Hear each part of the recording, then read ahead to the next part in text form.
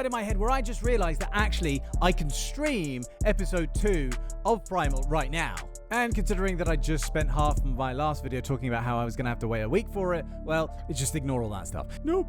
Get subscribed if you aren't already, because I'm going to go through Primal Season 2 episode by episode. And also, I need the subscribers, so there's that too. Just take pity on me already and hit the button, will you? So the first step, which dealt with how our duo is going to cross this big scary ocean in pursuit of Mira, who had been kidnapped by the Scorpion cult or clan or whatever you want to call it, ended with Spe-ang and Fang washing up on a shore after a fight with a megalodon. Fang wakes up and is alone. So yes, this is going to be one of those episodes where our two characters are separated from one another. I hate those! Yes, this is the I think we should see other people episode, just for a little while. It's what happens when our duo go their separate ways to make new friends. And it really sort of plays with your feelings for reasons that I'll get into in 1 second. In 1 minute. In a few minutes. In 10, let's say 10 minute things. Fang spends a little while looking for Spe-ang, and I mean, she even sees some tracks on the ground and seems to recognize them as tracks to follow. And you have to respect how smart this scaly lady is, because while you could have put this down to her hunting instincts, how does she see Spe-ang cutting down a tree in the last episode and figure to do the same and help him out? She learns that her tail can be a good propeller for the raft, not to mention how she plays dead for the bats to carry her up the giant anthill layer in season 1. So this goes smooth, very smooth. Anyway, Fang suddenly meets this guy, and I don't know, you tell me what kind of dinosaur this is meant to be. I'm sick of getting told off in the comments for getting dino names wrong.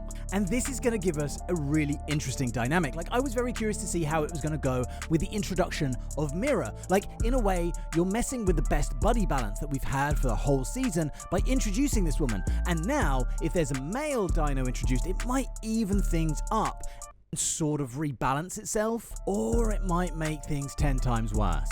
Anywho, anyone who's seen the trailer will know that the second season is definitely going to feature more humans, and this ep is really where we get into that as a group of tribesmen find the unconscious Spe-ang on the beach. And yes, there is a little bit more dialogue too, but in a kind of incomprehensible, tribe language. And I'm going to be a little on my guard when it comes to the dialogue, because that's one of the things that I really loved about season 1 was the lack of A, people, and B, dialogue. But it's early days, so let's see how it goes. But here we explore a little of the indigenous population as Spe-ang is taken back to their village, given a rejuvenating poo bath, and then tries to escape from a whole bunch of the village's warriors. Like, he takes out at least 3 of them, and he probably could have taken out more given that his arm is broken at this stage.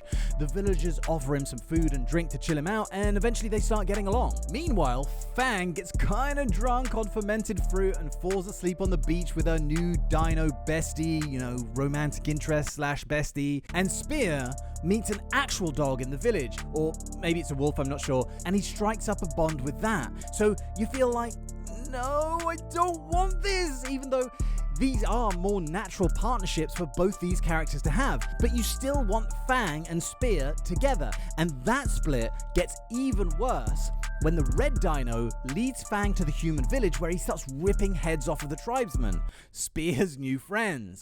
Spe-ang tries to defend the villagers, so the red dino attacks him, and Fang has to jump in to stop him getting eaten. And all the loyalties are just completely messed up. There's one part where Spe-ang tries to ride Fang, but she tosses him off, almost saying, no, I'm not with you anymore. But then when Spe-ang attacks the red guy, she won't allow that either. So she's really torn. And it's funny because while all this is going on, the villagers are just standing there watching this whole thing going like, what the fuck is happening here? Also, is your neck alright, dude?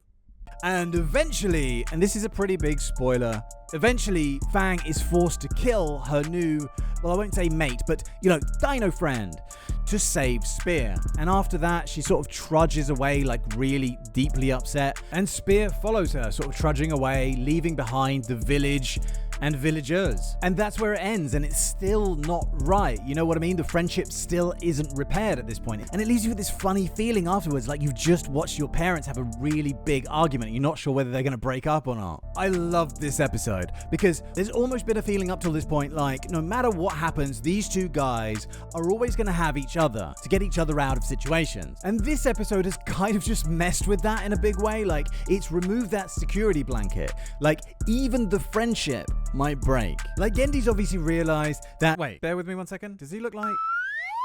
No, never mind. This friendship was the mainstay of the show, like the cornerstone of the whole thing. If you mess with that, then you're going to upset people, and in a way that will make people want to see more. No matter where it goes from here, seeing these two patch it up in the end, and I'm pretty sure they will, and come back as the combined fighting force that we know that they can be, is gonna be so satisfying. Oh, one thing I just noticed was that the very last shot ends with the two birds kissing and cuddling and making up. The whole episode opens with these two white birds fighting over a worm. And the fact that the episode ends with those two same birds patching it up is probably a sign that everything's gonna be back to normal in the next episode, I reckon. Or is it? So, being satisfied with this ep is probably an understatement. I think that these first two eps were a great intro into this part of the Primal universe. This island that we're on now, or whatever it is, or perhaps we were on an island in season 1 and now we're on the mainland, we don't know. But regardless, as much as I liked episode 1, I think this one, like, forgive the pun, but blew it out of the water in many ways, taking us in a slightly new direction. And again, I can't wait to see where it goes from here. Bring it on. So like I said before, if you're not subscribed to the channel already, make sure you hit that button, because I'm going to be going through Primal Season 2 episode by episode. And if these last 2 episodes are anything to go by, you are not going to want to miss it. Anyway, it's time for me to take my med, so let me kindly invite you to get out of my head, and I will see you very soon for the next one. Thank you very much for watching, and cheerio, bye.